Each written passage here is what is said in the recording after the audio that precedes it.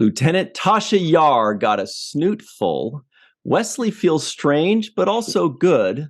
And Data leaks when you prick him. Hello, everybody, and welcome to The Seventh Rule with Cirroc, Lofton, and Denise Crosby. Wow, that's an intro. Those are direct quotes. It's just those are. My name is Ryan T. Husk. Today we're doing a review of Star Trek: The Next Generation, Season 1, Episode 2, entitled "The Naked Now." Story by John D.F. Black and D.C. Fontana. Teleplay by D.C. Fontana. Directed by Paul Lynch. This was October 5th, 1987. Or October 3rd, 1987, depending on where you look. We still haven't figured that out. How you guys doing? Oh, doing great. Doing great. One of my favorite episodes. So me too. Absolutely. Yeah, this was a lot going on in this episode.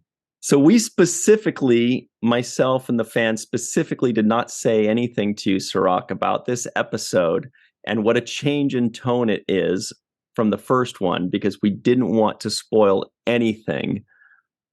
What were you thinking when you first saw what was going on? Or let's just start with Denise's rock hard abs, by the way. Good work. Those are real. Kudos. No CGI.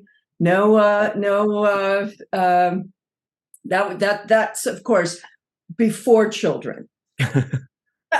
Wow. You two ladies, let's be honest. It all happens. Children, have a way of changing things. But you were rocking it in this episode, that's for sure. I found myself laughing a lot watching this episode. I would pause and rewind things so many times, and me too. I just found myself laughing and really having a good time watching this episode. I felt good, which I didn't expect, because I was expecting, this is going to be something else. But I'll say that, I had a feel for the original series. So this did, for me, feel like an extension of the original series kind of storytelling and even pace. Mm-hmm. And so there was a lot of comparisons for me. I really felt like I was watching the original series with a different cast in some type of way. It felt closer to the Spock Star Trek. Well, funny you should say that, because this is kind of a continuation of an original series episode. When they mentioned James T. Kirk in the Enterprise, by the way, everybody at home, that's a non-appearance mention for James T. Kirk, maybe not the last, but this was season 1, episode 4, I believe, of the original series, called The Naked Time.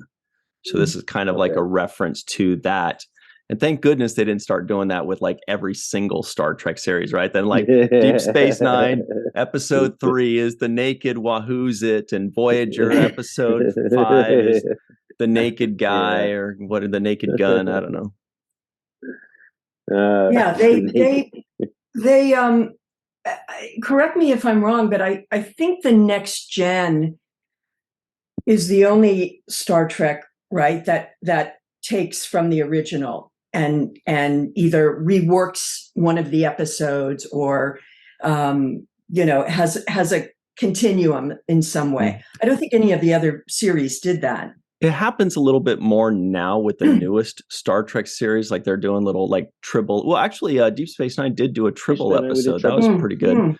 But this one, like Cirroc says, at least to me, is this first season does feel more like original series Star Trek than it feels like 90s Star Trek. Right. And of course, there's a reason for that, because a lot of the original series people were brought on board. And Gene, very much like, we touched on last week, really wanted that template in place.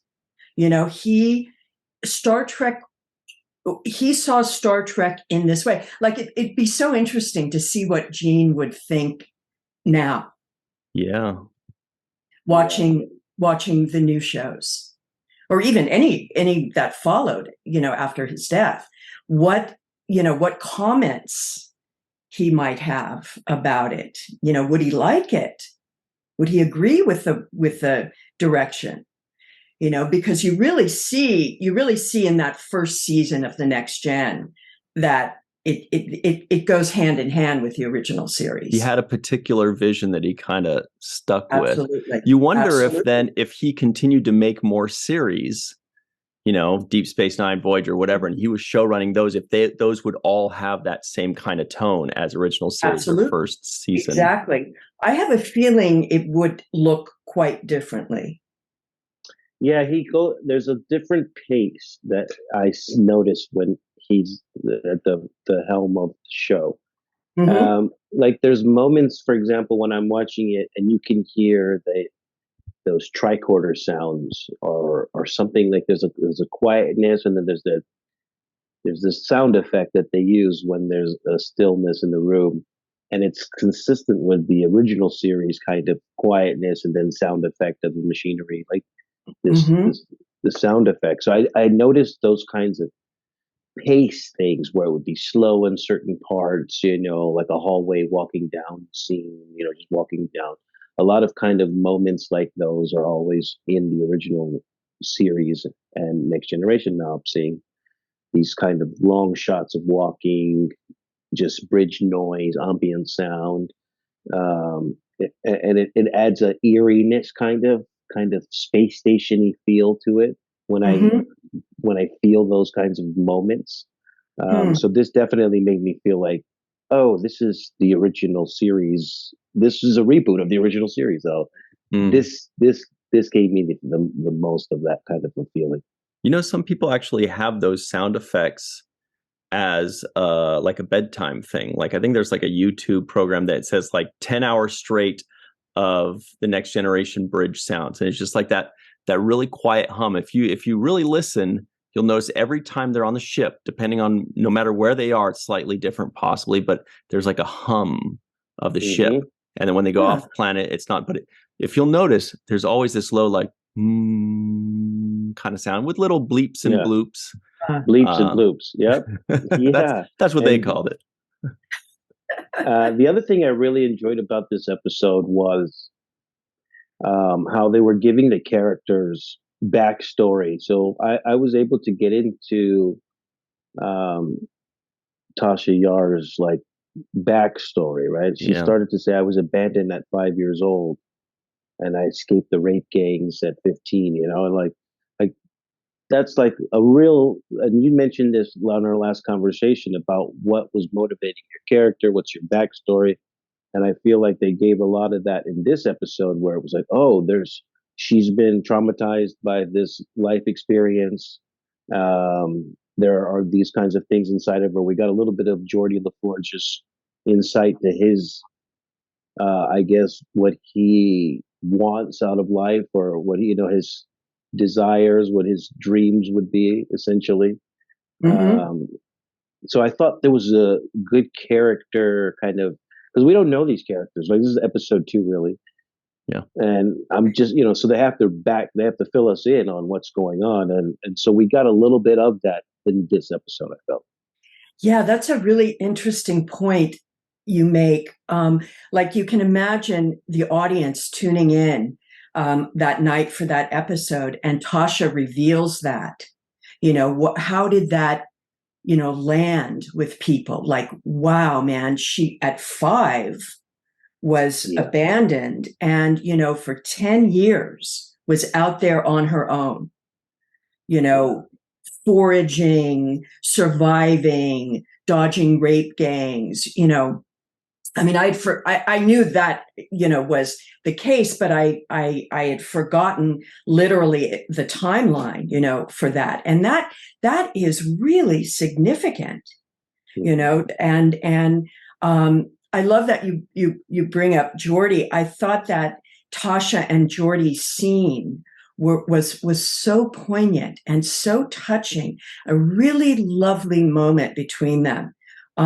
Even though he's, infected with this thing and is a little out of it, but she comes upon him in such a kind and tender, just empathic way. It was really.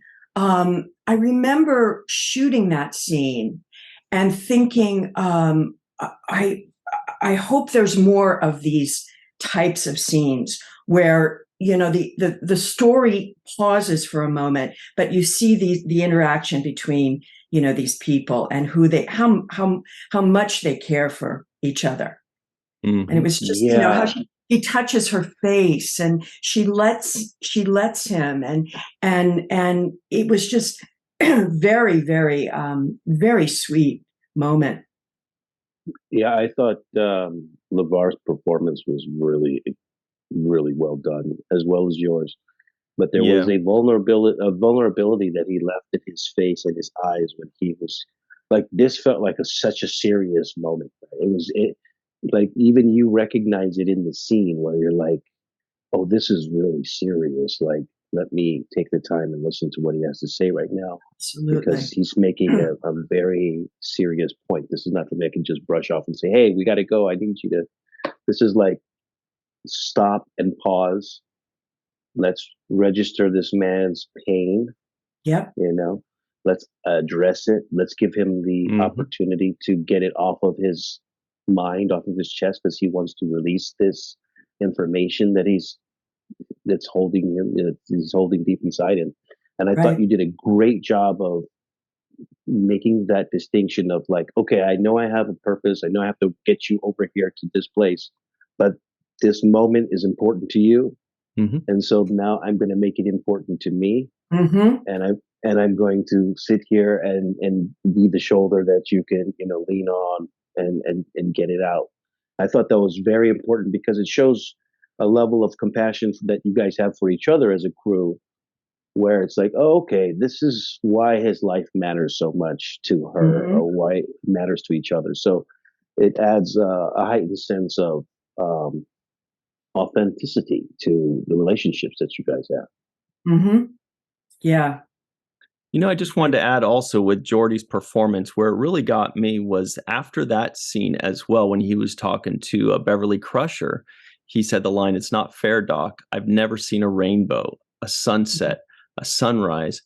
And the way he delivered, especially the rainbow part of that, like I went back and listened to it like 2-3 more times because I was like, wow, that's really good for a second episode. Because a lot of times it takes, a moment for actors to really figure out what exactly the writers are doing with these characters.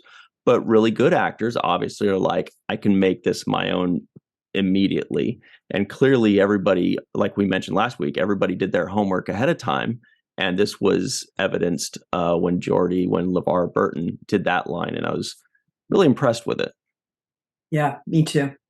It was really nice to see again, after all this time. And it just like, it's such an interesting thing as an actor to, you've done it, you've shot it, you've lived it. Then you step away and you kind of think about it over the years, or something will remind you of something. And then you go back and you look at it, and it's really a satisfying moment to like go, yeah, that worked. That works. It's a unique experience. Yeah, and it's a kind of television or storytelling. Like, where else do you see these kinds of conversations happening on other shows? Like, where is this going to go on? How are these situations going to be brought up and told in another sitcom or another television show? It's not going to really happen in a law show or a cop show or a sitcom. These kinds of conversations, these concepts have to be brought out in a science fiction show, so you can have people acting out of character. You can have these very unusual circumstances and situations. that will play out. It can only be under this format. But I thought, the line that impacted me was when he said to you, help me to see. Mm-hmm. I see more, but more isn't better. Yeah. And then he goes on to say, I want to see through the shallow, dim, beautiful human way. And I thought, wow, that's so crazy. Shallow, dim, you can picture it then. Human way. It helps us to picture how he sees versus how we see. Yeah. And not the way, not perfection. He's not looking, for perfection. It's what makes us truly human are our flaws, and our abilities to live with them and to continue to stumble and trip and have to figure it out and not have everything tied up in a beautiful little package. That's what really makes us human. And that's what he's begging for that. He doesn't really, it's almost like he doesn't really feel human. Right. Yeah. And then you go on essentially to express your story later on with Data, and I thought that was just as impactful of a scene for me when you reveal the experiences you went through, and then you say something which I thought was ahead of its time, really ahead of its time, because this was what 87, 88, 87. Yeah, 87. You tell, in this case, Data, the way you want to be treated, right? I need joy and love, Exactly. And you're very specific about, this is how I want you to deal with me in this moment. And I thought that's a very progressive way to express yourself as a woman in those times that were really not caught up to this level of thought and expression. I thought that was delivered excellently. And it was aggressive, but it was sensual. It was assertive, and it was also just like saying, this is what I want. And it's very rare to see in situations where women express directly what they want, without having to worry about all the stigmatism of all this other stuff that's weighed on their words. Absolutely. And Data being exacting, and he takes it, he doesn't embellish it in any way. He's coachable. Yeah, it's factual. It's like she wants love, she wants joy, she wants tenderness. Yes. No, there's no doubting it, or questioning it, or putting it through some sort of his own filter. It's just the facts, ma'am. State the facts. Yeah. It's interesting, of all the beings on the ship, of all the characters on the ship, that Tasha would desire Data. Yeah, it's and I don't know. Interesting, complicated, thing about that too. I mean, we could. That's interesting. Yeah. Maybe right? he's a safer. Maybe there's some kind of safety there where she's like, I could tell this guy what I want, and he's going to do that, and theoretically nothing more, nothing different, and not harm her. Right. I mean, if she has been in situations with men, abusive, dangerous, violent men, then like men are not going to be the thing. She goes for the android. It's it's so interesting, as we're sitting here talking about it. Really because point. there's a feeling of safety with him, right? Because he doesn't have the baggage of the human experience. Exactly.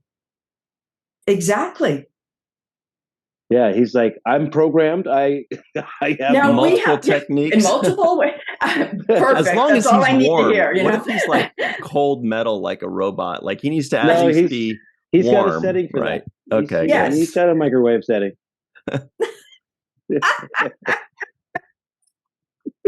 No, he was fully prepared. He's like, I'm ready for this. This is the moment that I've actually been. Wait, particularly. now I'm ready.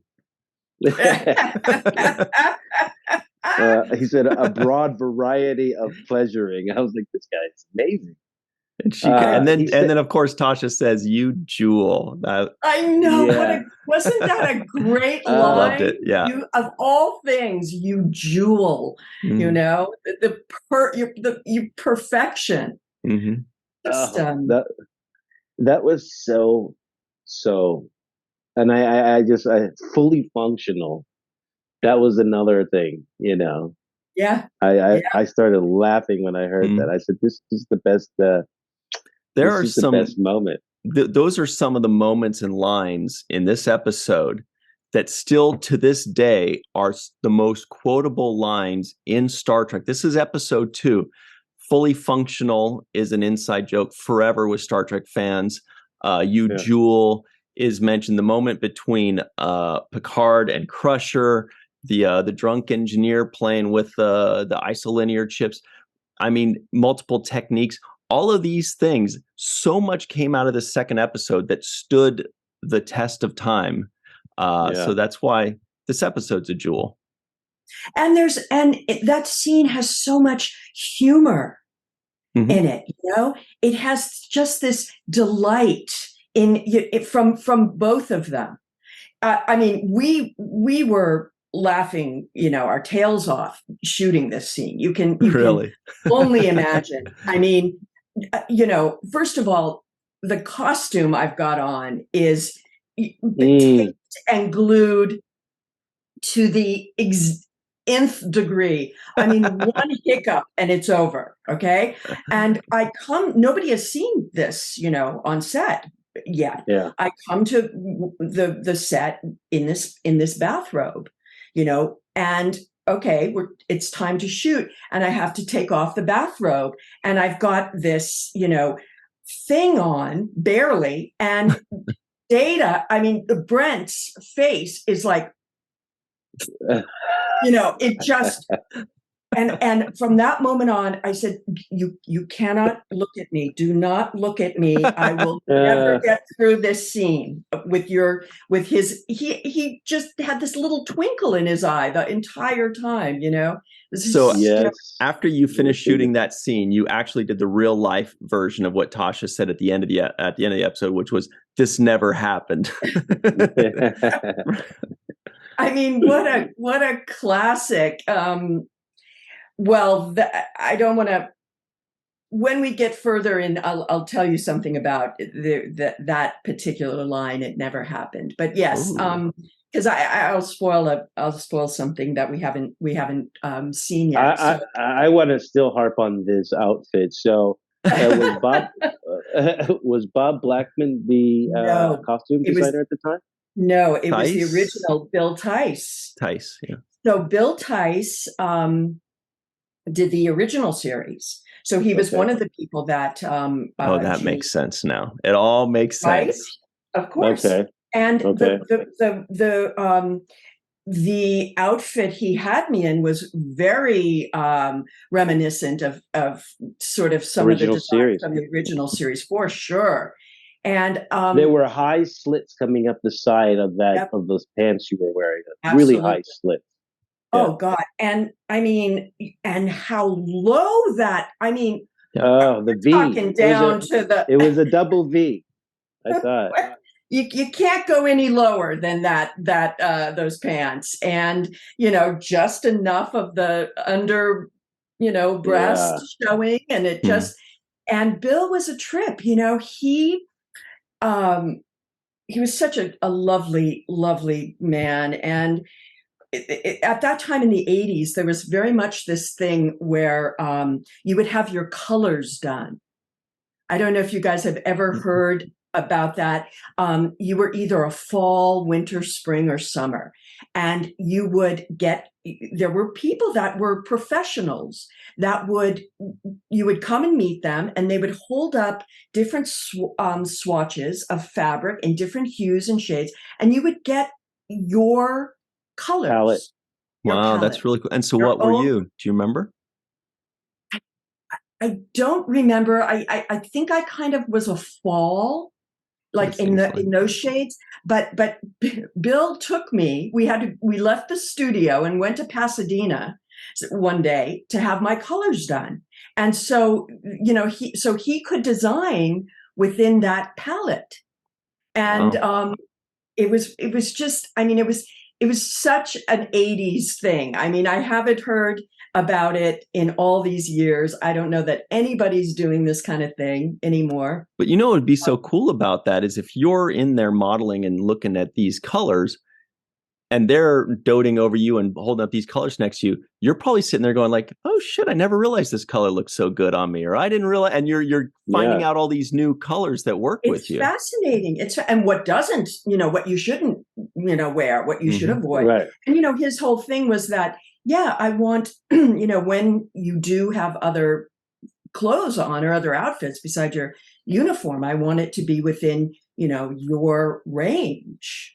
Mm-hmm. I mean, it was a real personal kind of it's a complexion, skin tone kind of thing. All of that. Yeah. Hair color, eye color, complexions, tones. And it was interesting because, you could begin to see it. You'd hold up something, maybe like beige with me, right. and I would wash out. Right. And then you hold up a blue like this outfit, and it suddenly pops. Mm-hmm. I'll tell you what. Did a guest star on a show called Invasion one time, and the wardrobe put me in this brown shirt. And when I watched the episode, I couldn't, I looked so terrible in this episode. And I remember saying to myself, I'll never agree to wear that color again on screen because it just looks so bad on me. You're an obvious spring. Like everybody knows you're a spring. I don't know what these guys are thinking. Bunch of jerks. But look, we got to jump on our break real quick. And we'll come right back in just a second. I want to point out that we've already in the second episode hit the best moment in the history of Star Trek. Forgot it existed. I saw it just today and I was beside myself. But we'll talk about that on the other side. We'll be right back on The Seventh Rule. Hi, everybody. Welcome back to The Seventh Rule with Denise Crosby and Cirroc Lofton. Hello. You know what we're doing. It's the Naked Now. Here come the Trivioids of the week. There were so many. I had to slow myself down. This was too many. The Enterprise is researching a series of strange messages. Lieutenant Geordi LaForge accuses Dr. Crusher of throwing her voice. Dr. Crusher believes Data was boasting. Wesley shows off his science project. Geordi feels like he's burning up inside. Geordi has wild things coming into his mind, and Geordi wants to see in shallow, dim, beautiful human ways. Riker is obsessed with someone showering in their clothes. Tasha Yar needs Counselor Troy's advice on clothes. Yar got a snoot full. Lieutenant Tasha Yar shows off her rock hard abs. And Yar was abandoned when she was 5 years old. Wesley feels strange, but also good. And lastly, Data leaks when you prick him. I only drew one thing for this episode. Ooh, Denise, and this was it right there. Woo-hoo-hoo, baby! Really good. That's everybody. Right. Everybody just listening in, you guessed it. Cirroc drew Denise's outfit and nailed it. I was like, "There's only one thing worth drawing in this episode." Oh man. Yeah, you were looking extremely high at that. I was jealous of Brent Spiner in that in that Holland suite. I was like, wow. But there were really like a lot of other moments. You mentioned Snootful. I thought Picard was hilarious in this. There were moments where he just his frustration and his disgust with Wesley is just like it's might be my favorite thing to watch in this show. I want to see him do that as But many times as Picard possible. himself is a snootful. That is the snootiest captain we've ever Yeah. had. And on that subject, can I show you did you guys hear when Beverly comes up to Picard? Yes. And she kind of saunters up to him, and he clears his throat in the most hilarious. He goes, it's the funniest. I laughed so hard I almost collapsed. I know. And so, of course, I have to share this moment now. Of course, I recorded it on my phone very quickly, just because we all deserve to hear it once more. But it goes a little something like this.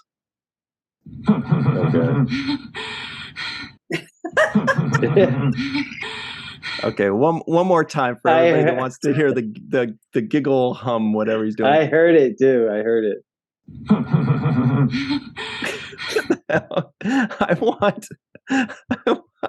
I want that when we. Anyway, that's like a bad ADR in a porn or something. Like what is he? Yeah, and she's like. It sounds like two frogs mating, like two toads, like a toad. Like it's like, and the other one's like. That was actually pulled from National Geographic. But there were all kinds of like verbiage plays on words that I was like, what's going on in this episode? Gene threw a whole lot of stuff. Did I hear Counselor Troy say any oral, Captain? Any oral? Captain, that's what I heard. I had to rewind it a few times. How did I miss that? Me too. He was like, what is it? Is it this? Is it that? And she's any oral, Captain. That's what I heard. Any oral, and I'm like, okay.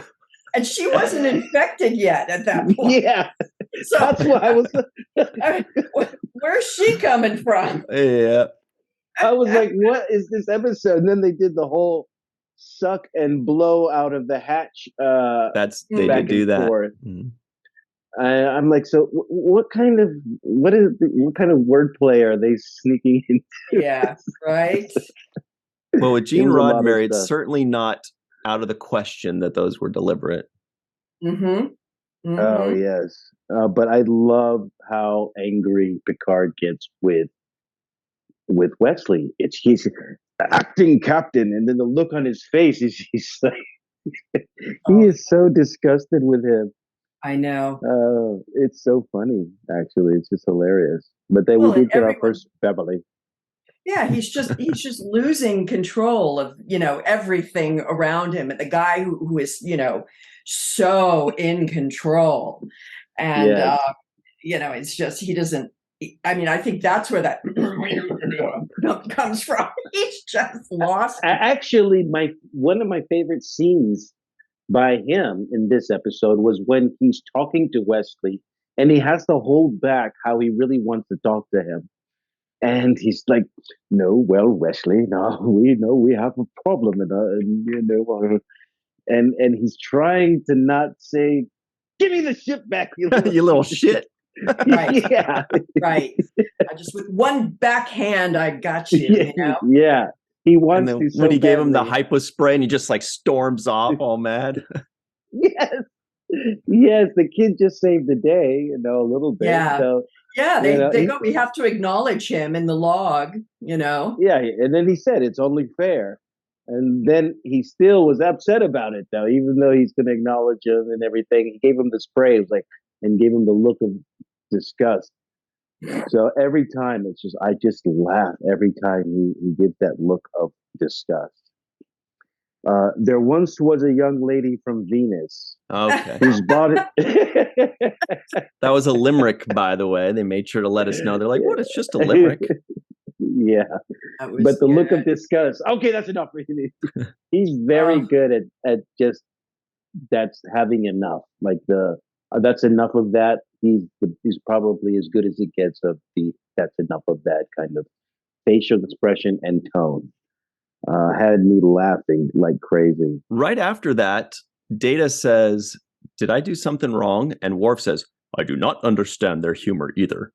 Mhm. And we know that 8 years later, he's talking with Jadzia Dax and saying like he gets the humor and he gets the joke with her. So that was reminded me of that. It only took him 8 years.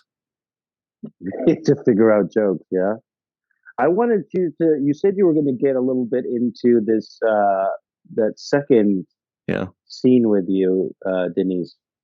What were you going to kind of get into with that? With which one? It was the moment where essentially you walk back on the bridge, and I love the moment where it's Data kind of looks at you like how guys look, after it goes down. No, right? And you give him this look like there's a she dogs sigh. him so hard, man. You were first you sigh, and the sigh was loud. I had to play it back. I was like, you went.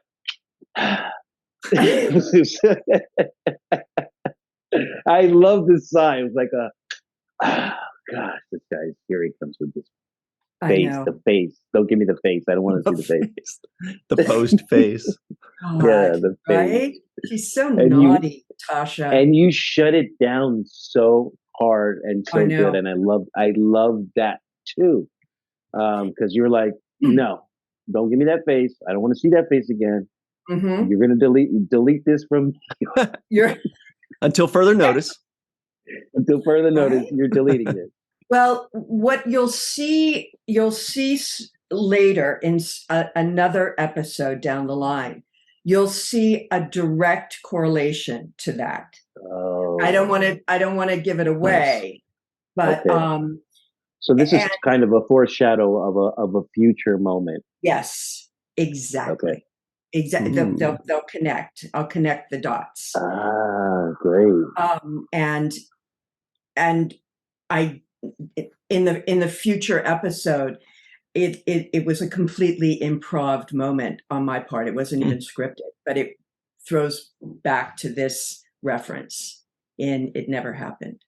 Ah, that's so cool because I don't remember this, and so I'm looking forward to seeing it. When we get there, I'll make it all clear, but I don't want to go there yet because we haven't seen the episode. Yeah, that sigh and then the It Never Happened it was classic. But it was just a good out of character thing, and it's funny because I wrote an episode of Deep Space Nine and pitched it back in the day.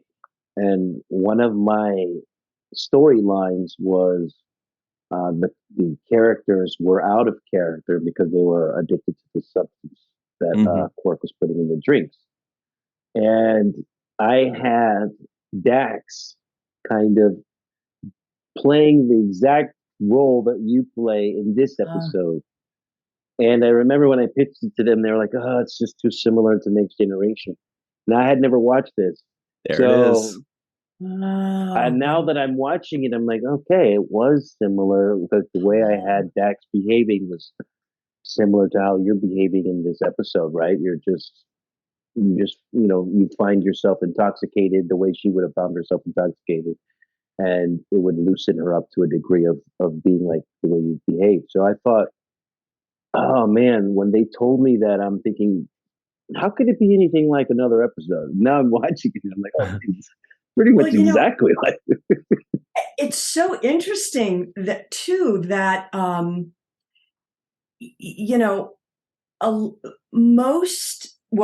the women that got infected, it was sexualized. Yes. Okay. And so, they were the aggressors. If you'll notice, they were absolutely. They were aggressively sexual.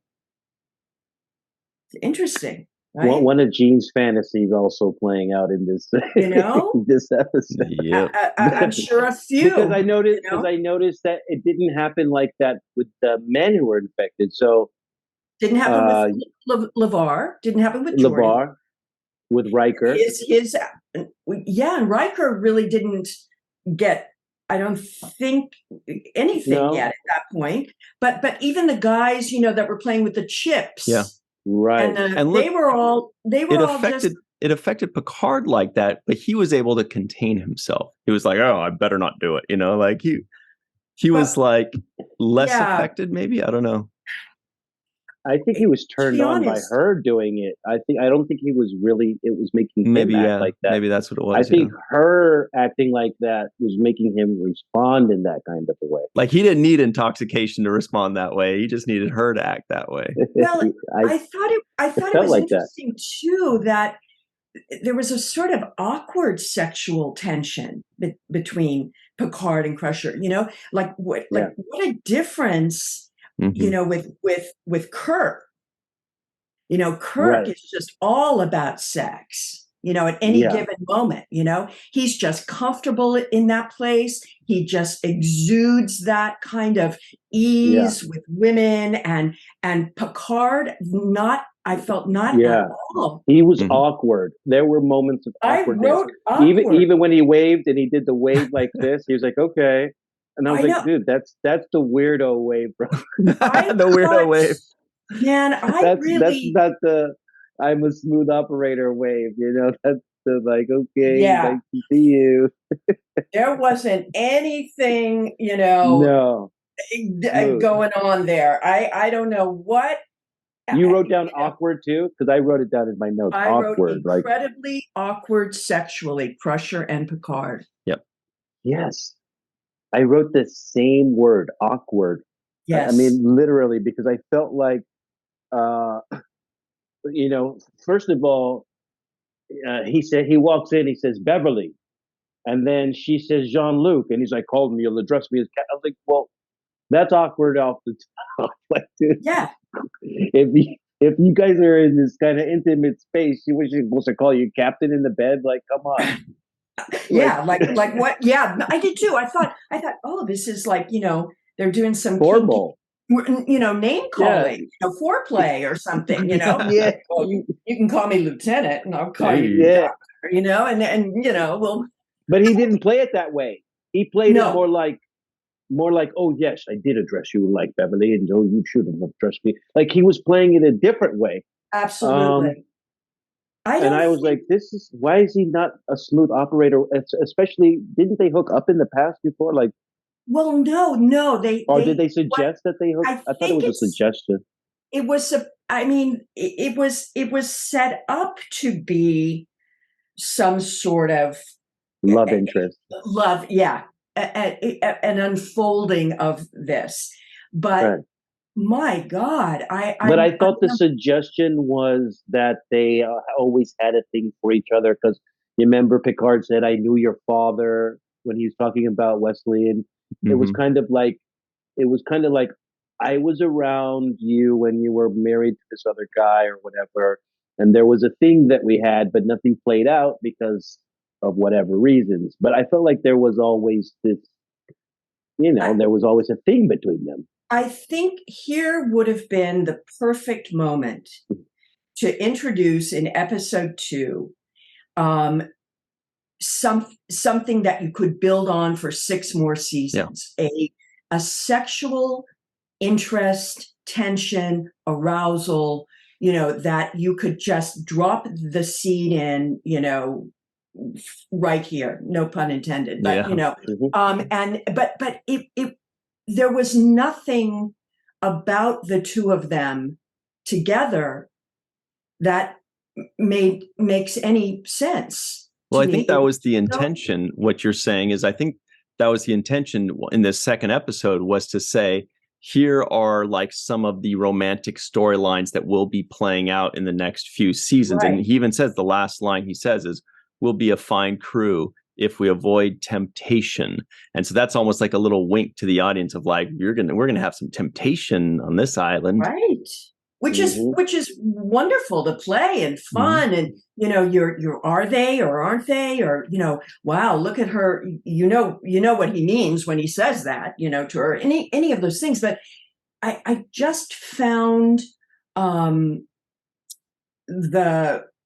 whatever, they weren't comfortable chemistry in their skins yet with each other. They didn't have a chemistry going.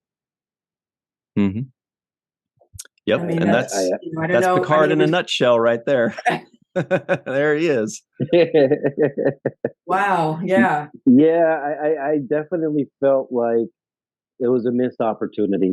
She could have easily had said something on the backstory end, like, "Oh, you remember? Well, what about that time that we da da da da Interesting. when Jim died or whatever, Or it And would be revealed, throughout yeah, the upcoming seasons that, the more, but just, I think as an audience, you would have been watching and you would have gone, wow, there's something here. Well, I There's did see something. something, and it was on Beverly's part, Beverly or Bev, and it was just a tiny little thing that she did, but I watched it like 3 or 4 times because it was so good, and it was right after he goes with thing, and then he pulls away. Right. He says, "I'm going to go do the thing," and you do the thing, and he kind of, whatever. She has this moment where she like salutes him, right? Playfully like salutes him. But the look in her eyes was this beautiful, like loving. It was like a loving look more so than a sexual or romantic thing. And Mhm. I think that, I don't know if that's just what the actress decided to play or if that was a direction, but it showed so much more in that one little 1 or 2 second look that she gave him. And I thought that was the best look of the episode. It was so good and it was so beautifully played. And it was a look of love, and it was just great. I hope Mhm. everybody goes and checks that one specific moment by Gates where she nailed it, I thought. Mhm. and also I want to give credit to Wesley. I thought he did a good job for his age at this, to have this kind of responsibility in the script this early on in the show. I thought he did a pretty good job. I know people are hard on him and stuff, but I was watching him. I thought he played it pretty well. And, he played just enough annoying a little bit, but just enough uh, problem solving, smart. He's a smart kid. That's basically why I Mhm. think most of the beef about his character was maybe that he was too smart. But um, I thought he did a good job in this. He looks like a cute, smart kid that's interested in trying to impress people that he knows a lot of stuff about, science. So Totally. uh, Yeah. I bought his performance in this as well. So I don't know how many opportunities I get to compliment him on his performance, but I thought he did a very good job. Absolutely. Hmm. Mhm. What about there was also, Troy had her moments, Worf had his moment. Everybody kind of got their little moments. Oh, there was another. Oh, God, I laughed so much in this episode. There was another thing preceding. I know I'm obsessed with Picard's throat, but preceding that, when he walks in, did you notice that he did a little skippy do? Like when he Oh walked, yeah, he's the doors open and he does like a little whoopsie. I don't know if you yes, guys caught I Yes. saw that. it, Yeah. What and the I heck thought, was that? what an awkward. I guess he was under, but see, that's where I'm kind of going, Denise. I'm agreeing with you. It wasn't clear what. Okay, so if that's, yeah, here it is. Yeah, he did a little. That's funny. He did a Lord of the Dance kind of Yeah. Michael Yeah. Flatley type of footwork, and I thought, is he implying that that's how he acts when he's drunk? He starts he starts turning into Maybe, Michael Flatley. but I also thought that maybe it wasn't performance. I thought that maybe it was like the doors were closing on him a little too early, so he kind of jumped Yeah, through them a little I bit. thought that was him under the effect of this thing, like starting to weigh down on him, and he was Yeah. starting to, because he did a little quirky little moves there with like, smiling and little hand gestures and stuff, where he was trying to show that he was under this intoxication or whatnot. But I don't know. I just felt like, I don't know how he was playing it, but it Yeah. was a little bit awkward to me. Mm-hmm. It was a little bit awkward. So we've only. Sorry, I was just going to say, it could be one of those things that, just was impulsive in the moment, and no one caught, no one, the director didn't catch it, or, I mean, it's things like that will happen. I mean, at one point, Beverly kind of like loses the tricorder thing for a minute. Again, we're so fresh with these props and all this stuff. I think she gets quite better through the season. But in episode 2, she kind of opens it and oops, it kind of fumbles in her hand, and working these things, I would also like to have been there when they're filming Brent put in those chips in those slots. I know at some point Brent was like, seriously, you don't have it already? Because he had to do it for so long since they sped that up. So he's just sitting there doing this for 45 minutes. They're going on lunch, leaving the cameras on him while he's just still going. They just brought Brent in that day, all day. That's all they did. Call time, 3 a.m. Yeah. 3 a.m. Right? So we do have to run over to our free-for-all in just a minute. But before we do that, shall we do the home run of the day? Oh, wait. There it is. The home run of the day. Oh. Cirroc, who do you think deserves the home run of the day, or hit the home run of the day, I should say? It's I would say my favorite thing of this episode was the Tasha Yar experience. And so Tasha Yar experience. Yes, it was an experience. And that was my home run for this episode. I love those scenes with Data and Tasha. I thought those were classic. Everybody just listening. Like I said, I found myself rewinding like 4 or 5 times. I had to watch it over and over again. The facial expressions he was making, like fully functional. That's why you rewound it 5 times. Everybody just listening in, if you want to get the full experience like Cirroc did, you should watch this so you could see the gigantic smile Cirroc had when he said that.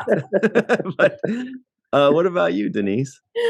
Wow. Oh, it's hard, this one, because it's so personal, and it was such a huge moment for my character in this, this episode. So, I don't know. It's between Tasha Yar and Bill Tice, the costume designer. Good teamwork. What an outfit! What an outfit! You wore it. No, I know. Nobody can wear it better. I'm gonna say my abs. Oh nice. Yeah, home run. A+. That's a home run. I don't know how many laps you were running or sit-ups you were doing, but it paid off, and it's something you can look back at years later and be proud of forever, because it was great. I mean, really, that's it's not easy to stay in super shape, and especially when they spring a script on you ahead of time, you're like, oh shit, how much time do I have? I'm wearing what? Yeah. Oh God. Yeah. So for me, and then you had that line. It was like, but I got out of my uniform for you, Data. I was like, oh, that was so good. Great. Loved it. So for me, my home run, no surprise here. The home run hitter was Picard's throat. I loved it so much that I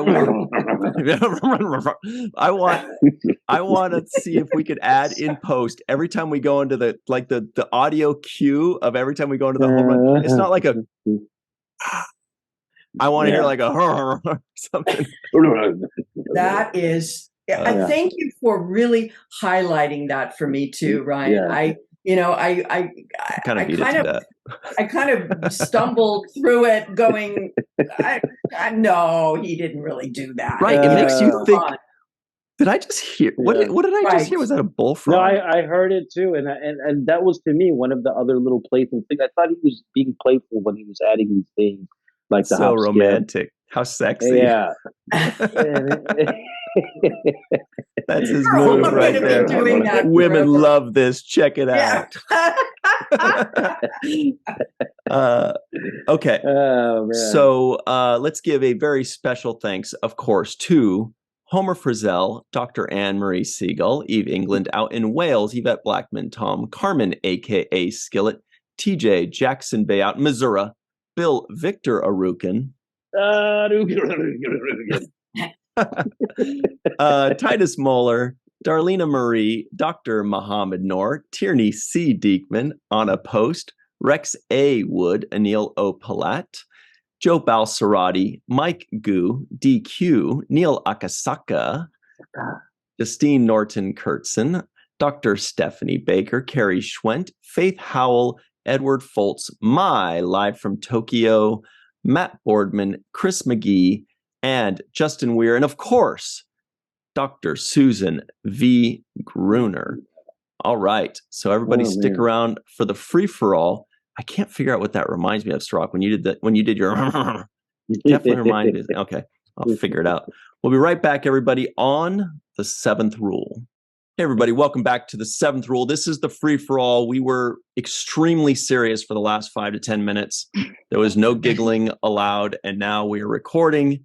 So look who's here joining us. Dr. Stephanie Baker is here. Carrie Schwent is also here. Lots of cool Star Trek faces on her shirt, actually. Lots of ladies. Nice. Malissa Longo is also here wearing one of her Chat Pack shirts. Dr. Susan V. Gruner is here as well. Mike Gu Esquire, if you like, is hanging with Mr. Cooper. Dr. Muhammad Noor is also here. Chris McGeek is here. Nice name. Excellent. Dr. Marie Segal is chilling outside of space. TJ Jackson-Bey is out in Missouri in a holosuite. Mai is live in Tokyo. Tierney C. Diekman is hanging out on a cool chair that looks like the 70s. Matt Boardman, the VFX artist, is hanging with us. And Katie Carr is in a red shirt. And a few of us have Tasha Yar hairdos right now, including Katie. All right. So, real quickly, let your hair down. Jake Sisko guesses the IMDb score. Oh, the Naked Now. Oh man, I don't know the standards by which they go on this, so I'm gonna say a 7.8. I don't know the 80 standards of grading, so I'm gonna have to kind of readjust myself. And anybody else have any guesses? When did IMDb start? Like, what was the earliest somebody could have voted on this? 20 years ago. Yeah. Certainly not 35. Yeah. I'm voted for a 10. Like the second I got IMDb. So I'm going to go for a high 6, I think. I'd say closer to 7 based on everybody else, but I would put it closer to a 10, but IMDb might be closer to a 7. Well, it is a 6.5 on IMDb, which is ruthless, everybody. So go change that by vote. Also, does anybody know why Paramount Plus says this came out October 5th and IMDb and everywhere else says October 3rd? Because Paramount are liars. Paramount has always had some number issues. Number issues. With adding zeros. And Eve England out in Wales is joining us. There she is. More like taking away zeros, by the way. They don't add them. Very true. Also, did you guys catch the non-appearance mentions? I got 2. Just one. I saw Kirk. I knew Kirk, but other than that. Yeah, Kirk. The other one was extremely subtle, and it's a repeat from last week. Beverly Crusher mentions being husbandless. Oh. That counts. That counts as one. Jack Crusher. Anyway, so Malissa Longo, can you please start us off on the right track? Right this ship. What do you think of this episode? Well, I could see this episode being a guilty pleasure. Well, I really like that this show obviously isn't afraid to take risks. And it's a risky choice for a second episode, which is not necessarily a bad thing. It kind of showcased the cast's chemistry, which they really have a good chemistry.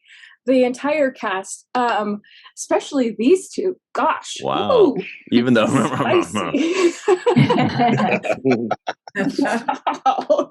some people find that attractive, but no. But so far, I have to say the standout character for me in the first two episodes is Tasha Yar.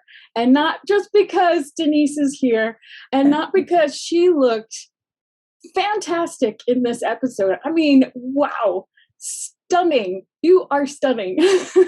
Just gorgeous. But she's already got so much development under her belt in this first episode. And again, with taking risks, they made her security officer. In the late 80s, that's a bold choice to have a woman as a security officer for an entire spaceship. She's the head of that. So that's pretty awesome. And then we know that she's overcome a difficult past. And then as we see in this episode, she's also a human being with appetites, which is, heightened by the pesky virus. But I like seeing all that. And you deliver it so well, Denise. So, yeah, Tasha Yar for the win right now for me. That's all I have right now. Great stuff. Great points. Mm-hmm. Yeah. Dr. Stephanie Baker, how are you? Cool Generations poster behind you, I believe that is. Thank you. Hi. I really, really like this episode. I think because I love the Frozen orgy scene in the beginning where everybody's naked. I just love it. Again, like Melissa says, it's so risky, all the wild behavior. I grew up on TOS, and there's a lot of TOS music in this episode. A lot of the themes that remind me of TOS, and I like that as well, almost as part of a transition at the time from TOS to TNG, like a callback to TOS. And I know it connects to another episode, but I'd let other people talk about that. For me, I really love Wesley. I love how he's he's always been my favorite character. So I love how he's portrayed in this episode. And but I also like about this story is that every character, there's a moment when they got affected, and then they do something. And Tasha Yar, when she does this with her hair in that beginning, then oh, she's getting hot. Something's wrong with her. Geordi got hot. Wesley says, "Why is it so hot in here?" And I love all those moments. Everybody, and you realize, uh-oh, everybody's getting affected. And then in the end, Wesley kind of saves the day with the repulsor, which he does quite a bit. Yeah. I noticed the sound effect too when they were actually physically touching somebody. There was a subtle sound effect that they were using in the background, like maracas. Yeah, a little buzzing sound. Yeah. Like I'm giving it to you. Exactly. It's funny you mentioned the repulsor. If we could hear that during COVID. Like, hey, you just gave it to me. I can't hear that kind of audio cue. You mean, Cirroc, you didn't hear that? No, I didn't hear it. Oh man, I should have been listening. All right. Well, Mr. Mike Goo Esquire is here as well. Have you seen this episode recently? And if so, what'd you think of it? By the way, Paramount Plus has it as episode 3. You're right about this, Denise. There's all kinds of number issues here. But what do you think, Mike? Because sorry. Good. Huh. Did you have did you have a reason for it, Matt? Did you know what it was? I think that's because they count the first episode. They've broken it up into 2 parts, so you have Encounter Farpoint parts 1 and 2. So I think they count that as 2 episodes. Yeah, but it's just one video. They're so confusing. Right. But I think in the way that they catalog it, I think they made it a third or a 2-parter. Got it. Anyway, sorry about that, Mike. What do you think? No, not at all. Well, I just wanted to remark. I mean, I know the Prodigy review was yesterday, but wow, that's definitely the Nickelodeon version, and this is the adult version. But yeah, I would say I was just a little confused why Will was the last to be affected if it was all being like touch driven but also gravity based. And Troy called him Bill, right? Yeah. Yep. Good catch. The one time ever. Yeah, she didn't call him that later on. Mm-hmm. I wrote down, uh-oh. When you hear your name called like that, it's like, uh-oh. Something's up. Yeah, that's it. So, did you love the episode, or were you just more confused by it? Both. Can I be both? Definitely. Usually. All right. Dr. Sue. What was the name of the engineer who was in the Shimoda? McDougal and Shimoda. Mm-hmm. The blonde one? Okay. McDougal, is that her name? Mm-hmm. Yeah, that was the chief engineer. It's funny, she and I were in acting class together. What? Wow. Oh, really? Remember I told you there's all these little odd little things about this episode? So Brooke Bundy is her name, the actress's name. And she and I were in acting class many, many years together. And it was just a lovely surprise to see her, do an episode. Wow. It's really cool. I was thinking from her perspective, she would be like, how come nobody has the hots for me? Like, well, and she acting like I'm not. She didn't get the. No, but other people around her had it. So I would know. If I was her, I'd be like, how come you guys are not like? What am I, chop live over here? Right?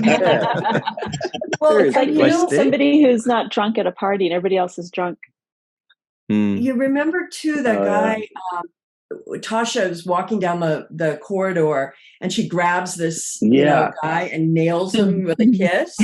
Yeah. So this is really weird. That actor is a guy named Kenny Koch, and my best girlfriend in middle school is married to him. Wow. Okay. Melissa Stark and Kenny Koch were married. And at the time of this episode? At the time of this episode. And I had no idea he was playing this part. And, we get to the set and not only is he playing the part, I've got to kiss him. And it's like, oh, no, of all people, this is too awkward. Much. Yeah, little. It's okay. We got through it. That's cool. All right. Well, Dr. Susan V. Gruner is here, hanging out in outer space. What's up? How you been? What do you think of this episode? I remember it very well when it first came out, and I just watched it a couple of days ago. And you started a meme, Denise, that's lasted all these years about Data being fully functional. Yep. And I mean, that's a thing. Everybody still talks about it. It was just fabulous. I liked it. I think that the cast is just trying to get to gel together, fit together, work together. But I thought it was funny, and I've read all the stuff that's been written about it, and I disagree. I actually liked it. I loved Wesley, too. When people say that they don't like Wesley, it really pisses me off. But I thought it was funny, and I actually enjoyed it. Mm-hmm. I enjoyed every second. I laughed my ass off. And the Beverly, when Picard goes in and says Beverly, I had to tape. Yeah. I had to record it and send it to Ryan. Yeah. I was literally laughing so hard my stomach was. I kept thinking, is Picard? Is he Ryan or is it Ryan Picard? I wish, man. My hero. So, speaking of my hero, Dr. Muhammad Noor is also here, hanging out with us, gracing us with his presence. What do you think of this episode, and how much did you love it? Well, I'm honored to be here. I enjoyed it a lot, actually. I remember it when it first came out, like Sue was saying, too. You know, it's light, it's funny.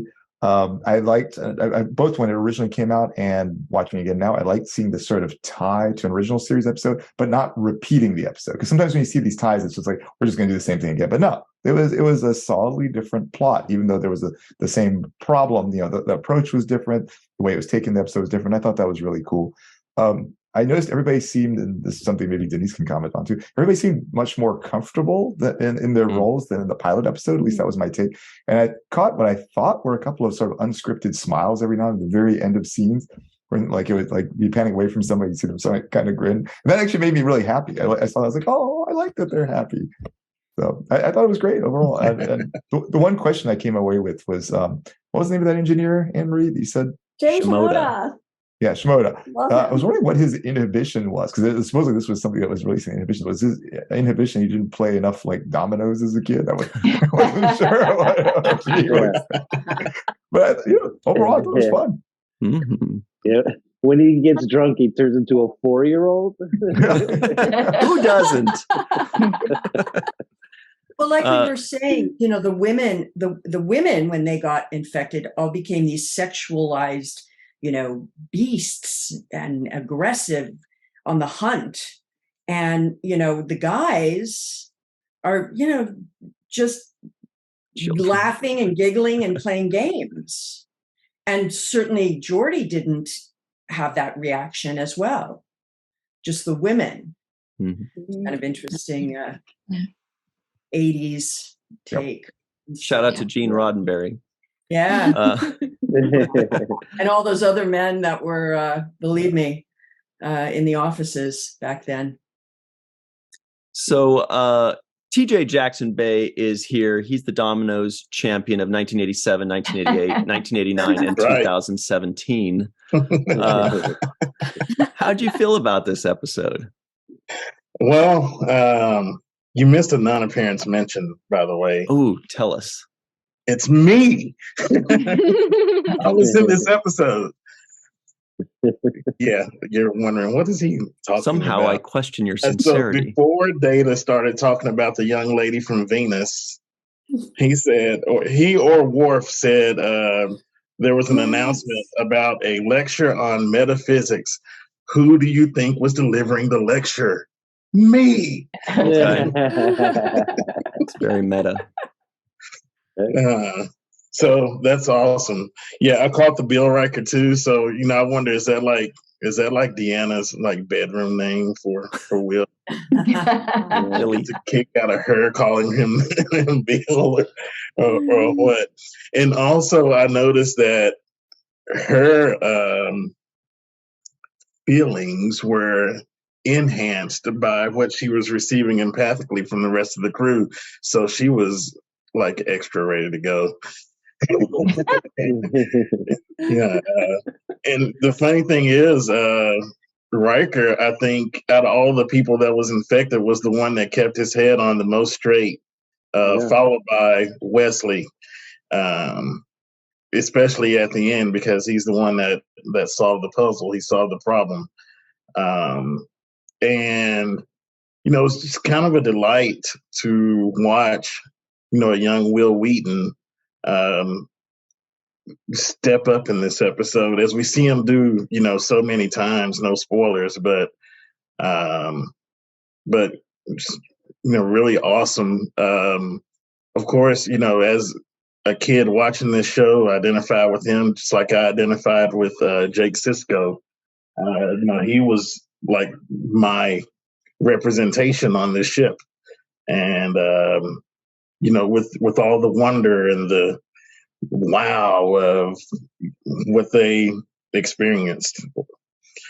So that's that. Also, I want you to know that I have pores and humans have pores.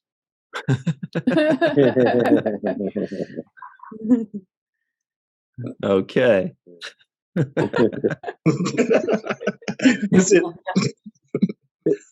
was one thing when I was watching Wesley. I was thinking, hey, that's cool. He got to work on different science projects. How come they never had Jake working on a diorama or some kind of something that he was making? He wrote stories. Yeah, I could have done some stuff when I was in school. But I thought that was kind of a cool idea, that little tractor beam thing that he made. I thought that was a cool idea. It's fun. So up next, we have somebody whose favorite line in this episode, and maybe any Star Trek series, is "You Jewel." It's Dr. Marie Segal. Well, every second of this episode is so iconic and highly quotable. So I can't get enough of it. It's so wonderful. And, just going back to everybody saying it kind of was pushing boundaries. The shocking thing is how it really reads as that today. But then when you read Mark Altman's oral history and listen to some of the Star Trek historians, it was actually viewed as really safe because it was written by TOS people, and they were just kind of reusing a thing. And so this was their safe episode, which is so shocking. I just love it. Good old DC Fontana. She did the teleplay. I can't remember the guy's name who wrote it, but definitely some of the early episodes that's the script. I thought were really saved. Oh, so yeah. She and the other guy the story by, and then she wrote the script. With him and Gene Roddenberry. Yeah. Cool, great stuff. When Data was talking to Picard and he said, "We are more alike than unalike," and I thought he caught himself with his finger kind of up at him, and I was like, "It's so good." He had his finger up at the captain. I'm like, dude, slow your roll, man. There are a couple episodes though that are I'm sure I'm not the only one who used to watch with their parents as a really little girl, and some of the scenes, it would be so embarrassing and uncomfortable. But it's okay. It's so good. I thought they missed the moment to have Data smoking a cigarette right after that. Did you see him lounging on the bridge though? Oh God, his walk back on the bridge. Oh, yeah. This is also one of the most heartbreaking moments ever when he's so happy at the end and Tasha Yar has to tell him never Keep happened. it up. Yeah. Tasha. Poor guy. Oh, I liked it. Yeah. There was that moment too afterwards where Data was super lounging on the bridge, all chilling. Carrie Schwent is also chilling. She's laid back. How are you, Carrie? What do you think of this episode? It is probably hands down one of my favorite episodes, probably of all of the Star Trek series. It is just too damn fun. And I had forgotten about the Data starting to recite the limerick when I made my decision to switch from haikus to limericks. I'll start off with that, and don't worry, it's still PG. Yeah. Okay. A virus comes back to the ship that sends the crew on quite a trip. Things get out of hand. Wesley seizes command. Data fixes the mess with the chips. Yeah. So much fun, absolutely beginning to end. And Data actually has my favorite line of the episode when he's talking about the scene you were talking about, Cirroc, and he goes, "You prick me, do I not leak?" Because he wouldn't bleed. He would in fact leak. and then Picard walks away, and then he goes to lounge and falls over. Absolutely. And then that was great. Melissa having my favorite scene behind her that is just so much fun. Absolutely, beginning to end. Great stuff. Check this out. Look at Data. Come on. That's after. Worf is saying something. Riker's holding together. Picard's trying his best. Data's like, hey, life is good. Cigarette, anybody? The guy over there's running.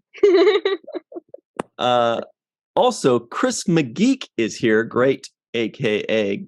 How are you? What'd you think? Oh, it brought back so many memories watching this one, and everyone has already called out so many of the great quotables throughout this episode. And one of the things, of course, that everyone caught, which I'm very pleased that everyone saw, that Troy called Riker Bill, and I think it's the only time she ever does that in the whole series.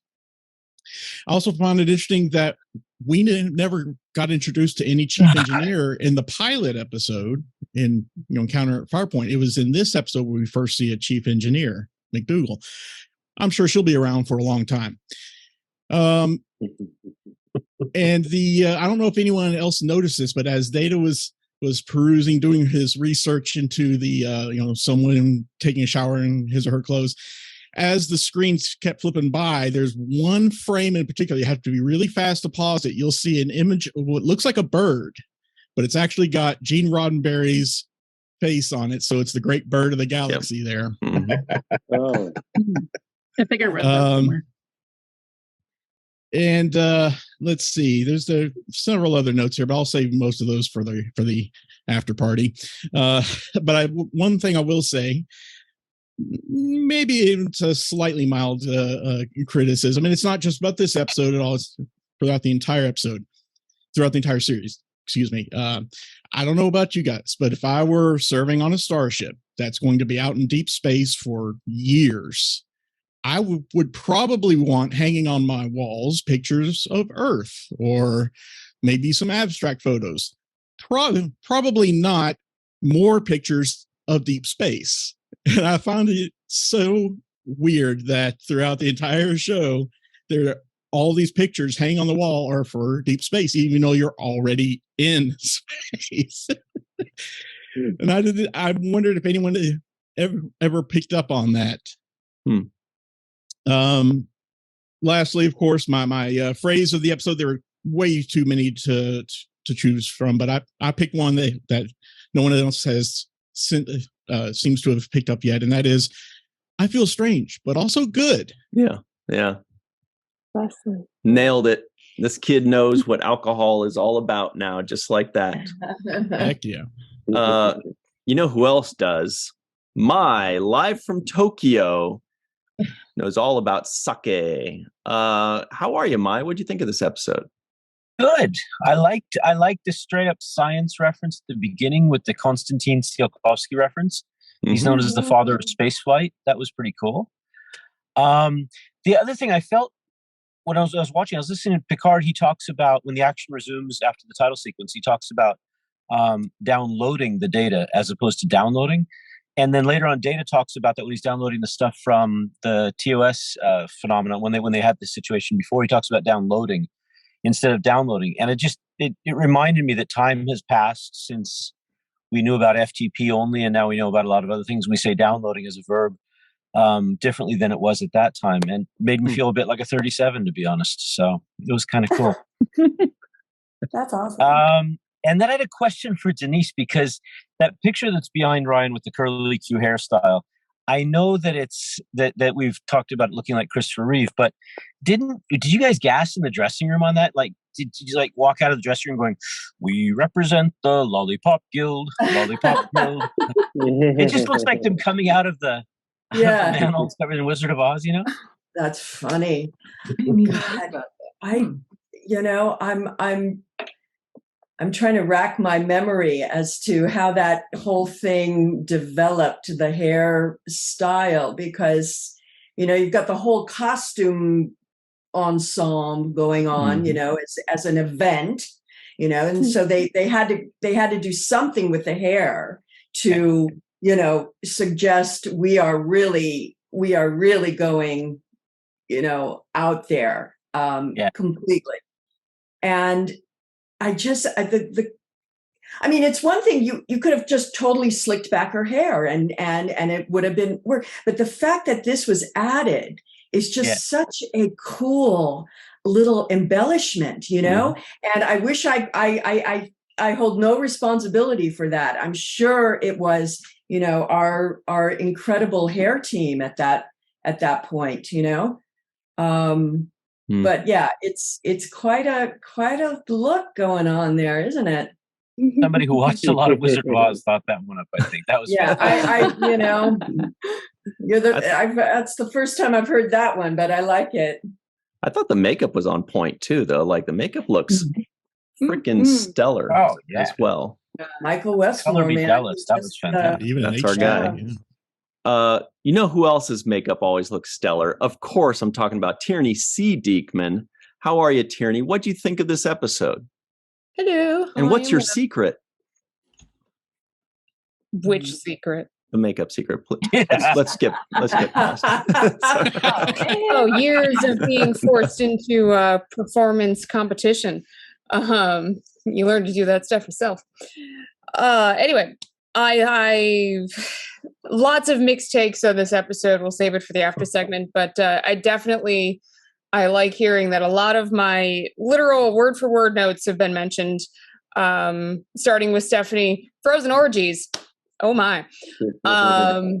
And Chris, thank you for noticing the equivalent of space motel art. It gets me every time of why would you want that?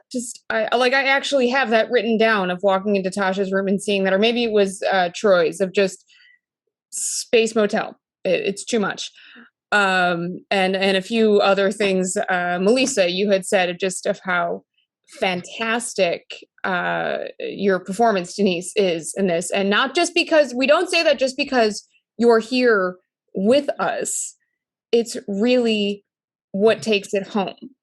Because I did go and I watched the Naked Time, the original series episode, as well as this one. Cool. And I disagree a little bit with you, Muhammad. I'm sorry. I love you so much. But I found that it followed it a little too beat for beat in places. And they just kind of turned it around, updated it a bit for the time. It's a lot more comedic in places, which is fantastic. That the Picard noise, the Picard hops and Data, and it's just fantastic. It really is great. But what I loved in the first one was how when they were intoxicated, they weren't just acting like drunken idiots. And everybody's different when they're drunk. And it showed the vulnerabilities, and we learned a lot about this cast, which was still very new for TOS at the time as well. And it helped develop, like Spock, for instance, what was deep inside him, how Kirk felt about other, people on his ship. We'll just leave it at that. But we got only a little snippet of that with this. And the most we got was through Tasha. And given that her character had this extreme upbringing, if you want to call it an upbringing, through abandonment. And I think this is our first hearing of rape gangs, and everything you went through. It makes sense that she goes into Troy's room. She wants to feel pretty and express her own beauty and feel gentleness and love and safety.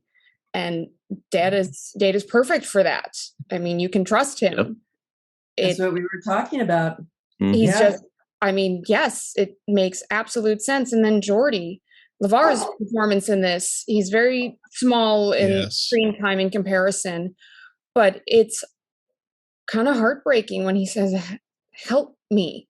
help me to see. He wants to just see like everyone else does, even if it's less in comparison. He's probably been told that his whole life of, but you can see more with your visor than humans do. It makes you better, when you all know probably deep down he's thinking that they're thinking, yeah, but he can't see like the rest of us do. He can't see a human rainbow.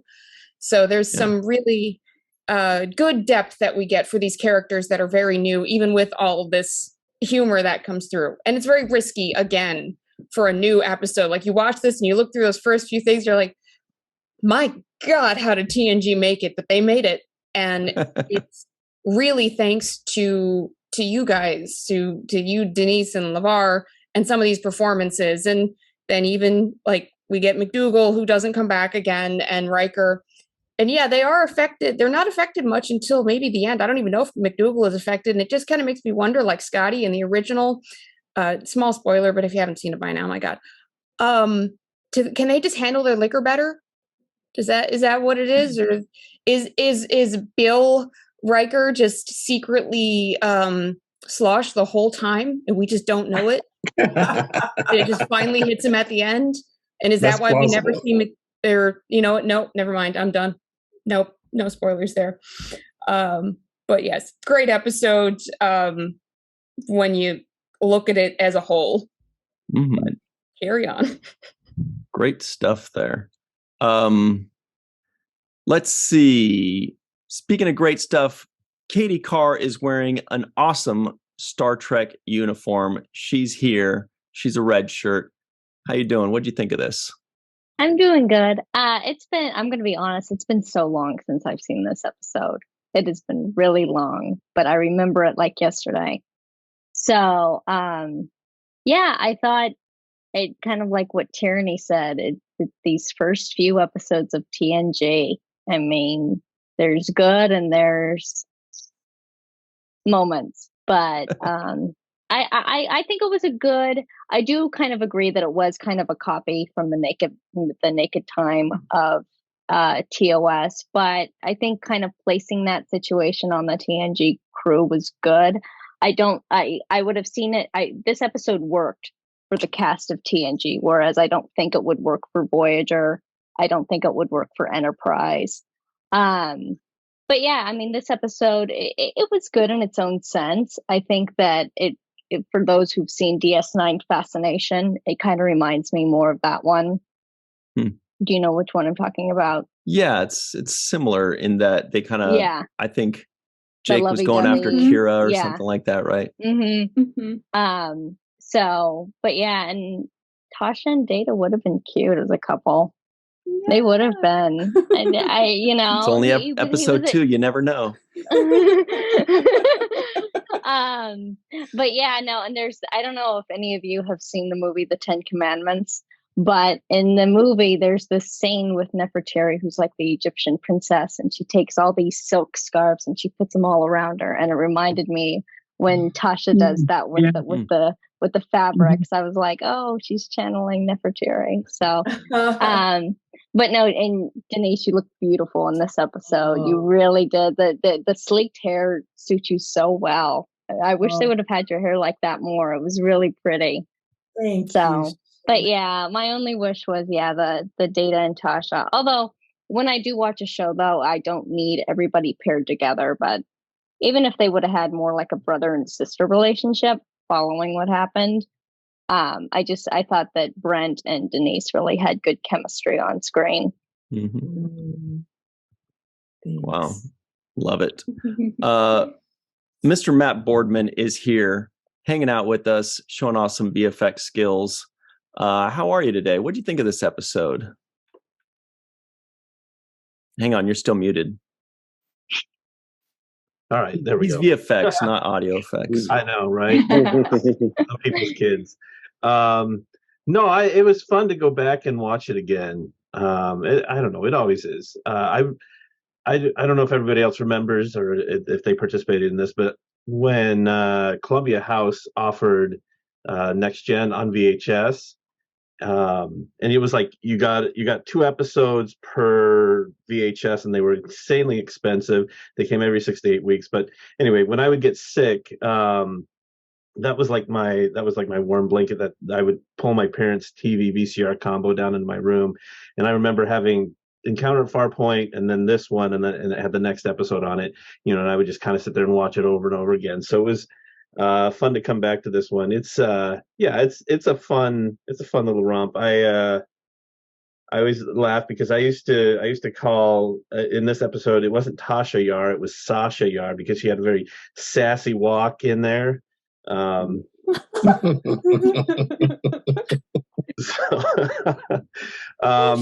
also the part where Data is talking about, where Picard's like, Data, you're not human, you can't possibly be drunk. Did anybody else notice Michael Dorn trying to keep a straight face through that whole thing?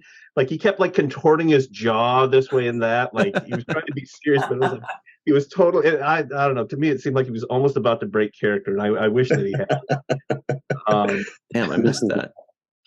But yeah, it was just fun. The Picard and Crusher stuff was absolute gold. I just and again, like others have mentioned, I love that we get to see Wesley be smart, because it's just like, I love that moment where he's like, where the engineer's like, well, that would take this long to map out everything. He's like, no, it's totally simple if you just see it in your head. So I love those moments. I also thought it was cool that this was, as a visual effects standpoint, this is Rob Legato's first first episode where he was the visual effects supervisor. And if you don't know Rob Legato, he went on and did visual effects supervisor for episodes of Deep Space Nine, but also Titanic, the first Harry Potter movie. He had some part in the Avatar movie. And you got to step his game up, man. I know. I'm with my life. We'll help him out. Yeah, exactly. So, but no, just it's just fun, and I love. Rod Jones did the score of this, and again, those opening credits or the teaser there, opening with that very hopeful music, and Patrick Stewart's, and I don't know why, but for some reason his voice sounded so deep when he, Captain's log, it was very, very fun. But yeah, love this episode. I noticed Picard's voice too. It sounded sultry. Perfect mood setter. Speaking of which, Eve England out in Wales is here. She's the one that invented the. How are you today, Eve? What'd you think of this episode? Yeah, it's definitely a change in tone from last week. And I just kept thinking it's just, well, that Q didn't show up this time, as though they'd have been in some trouble. But yeah, there was some really funny moments in it. I did like how, as loads of people have already said, about how it did sort of focus on different characters and did move on personalities and character sort of arcs, even in this early on. Especially for Wesley, Tasha, and Dr. Crusher. I really liked Dr. Crusher's initial portrayal when she found out that she had the disease, and she had that sort of flustered kind of, she was clearly trying to concentrate and she really couldn't. And I thought that was good. I do agree with Denise, though. I did feel a bit uncomfortable with the way that the portrayals of the intoxication affected the sexes differently, and that was kind of a shame, because I think I initially thought that Beverly was going to react to it slightly differently, but then it kind of developed into having the hots for Picard. But overall, yeah, it was good. I did like the as Stephanie mentioned, the shag fest in the Arctic room was really. I felt like it was actually. Taking aside the fact that it was an orgy, I thought that was visually really interesting, and I wondered whether they had leftover props from last week, because they'd used that sort of same freezing effect last week. Mm-hmm. So I wonder whether they just had loads of whatever used for that left, and they thought, we could just have everyone frozen in an orgy room. So I don't know if that was. I might try and Google that, because that was quite interesting. But yeah, I thought it was good. It was good fun. I wasn't expecting that episode after last week's episode, so it was a bit of a shock. But yeah, there were so many fun bits, and everyone's really covered the points I was going to cover. Get ready to keep being shocked as we move forward through the next generation. Denise, do you have any final thoughts before we run off? Oh my gosh. Again, it is quite thrilling ride to go through these episodes again, and after all this time, and then to hang out with you guys and hear your thoughts and take, and it's just really crazy. I'm just was thinking though of the scene in which Tasha is Troy walks in and Tasha's in her room going through her stuff, and I'm thinking what an interesting, she doesn't have a problem with that, like she doesn't reprimand her, but she has loads of these like beautiful silks that we never see Troy in. Yeah. And for the rest of the show, it's like, what are you doing with it? What is she doing with all this stuff? She's a hoarder. She's a hoarder. A hoarder. So see, there's a character reveal. We didn't know that Troy was a hoarder. And that's the thing, because you actually mentioned like I see you wear this kind of stuff all the time, and that's right. You always look so lovely. You always, you do. I mean, I'm sure you do, but I mean, you never wear those colorful, not in those silks. No. It was not on the ribs. Yeah. Did they, Denise? Did they close the set down a little bit just for your privacy when you were in that outfit, or was it just business as usual? Because sometimes when you're doing a scene, they'll I mean, it wasn't really that. I mean, it was, obviously like love scenes, they get, well, now it's so completely different because you have, advisors on set, that actually help you out with that. But doggy style. Yeah. Oh my God. Yeah, right. Don't worry, we stopped recording a minute ago. Oh my God. I can't knew Cirroc was going to show his face. Cirroc. I just remember that it was not the easiest thing to do, that wear that and come to set, nobody had seen it, and have to take off, a bathrobe and suddenly be standing there with a crew of all men. Yeah. And, it can be awkward, it's a little awkward, but sorry, there you go. I lost you for a minute. Sorry about that. No. But, it again, I mean, so much has changed. Thank God for women, for filming. Back then, 87, it was, you were on your own out there. Mm-hmm. Yeah. But, right. it's all good. All good. Got through it.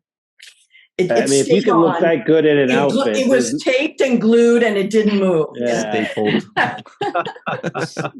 Double-sided tape. Yeah. Yeah, no, you can that tell. outfit looked great on you. Cirroc, any final thoughts on besides like that Denise looked amazing? Yeah. You guys got to see the first two segments. Cirroc was like, Denise, yeah. As a matter of fact, if you really look closely at my notes, look closely, and I turned my notes this way, I wrote down the intendant vibes. Yeah. Oh, okay. Because I was getting some intendant vibes, and that's a Deep Space Nine character, Denise. Yeah. All right. Okay. It's when Nana's turning into sexy Nana. So. Yeah. Anyway, well, I guess we better go, everybody. Naughty Nerys. We're all gonna freeze. We will see you next time. Thank you very much to Malissa, Stephanie, Mike, Sue, Carrie, Muhammad, Chris, Anne Marie, TJ, Mai, Tierney, Matt, and Katie, not Eve. Just kidding. And Eve, thank you all very much. We will see you very soon for episode number 3 for Cirroc, myself, Denise, and Mr. Aaron Eisenberg. Thank you all for joining us. And always remember the 7th rule.